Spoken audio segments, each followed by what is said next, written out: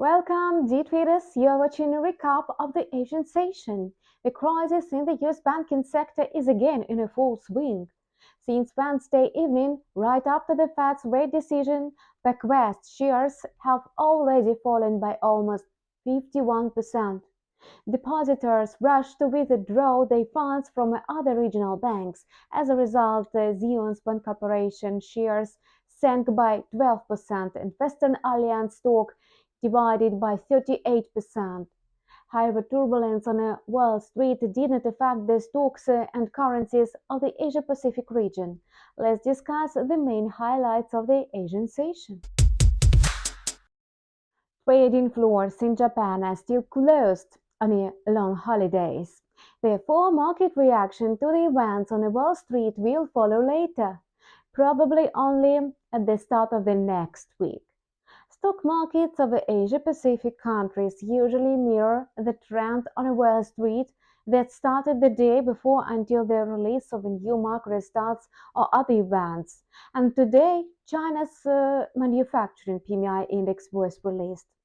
It seems that expectations about the rapid recovery of the world's second largest economy have been somewhat exaggerated. Fresh data showed that China's composite PMI dropped to a 3-month low.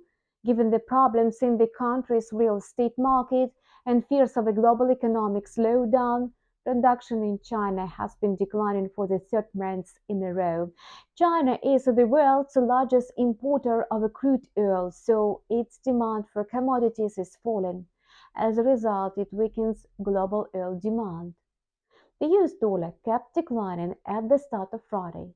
In the Asian trade, it tumbled to 101.20 versus its main rivals.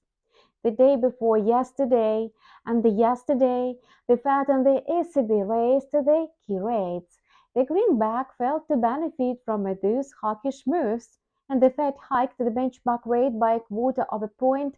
However, traders factored in such a scenario a long time ago, and the US dollar could have gained momentum if not for the renewed bank crisis. Yesterday's ECB decision to raise the rate by 25 basis points also boosted the euro, which comprises more than 50% of the currency basket, before its rise adversely affected the greenback. The US dollar index was trading in the downward range of 101.10 and 101.40, and it's likely to end the week in the red due to the woes in the US banking sector. Besides, speculators are worried about the looming recession amid expectations of a pause in the Fed's monetary tightening. The yen is taking advantage of these bearish factors for the US currency. Concerns of financial stability and the likelihood of the collapse of regional banks facilitate demand for the safe haven assets. So, the yen could enter the week with solid gains. On a Friday morning, the yen-dollar pair touched 134. The prospects of a possible pause in the Fed's monetary tightening and the commitment of the Japanese regulator to an ultra-loose stance are bullish factors for the yen. Besides, the Bank of Japan's unwillingness to change its stance in times of turbulence in the global economy also makes the yen more attractive to investors. It has been climbing for the fourth day in a row.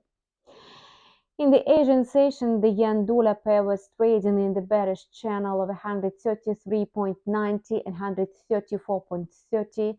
The Australian dollar retained its bullish bias as well. After the 5-day uptrend, it reached the 2-week highs and even tested 0.6400.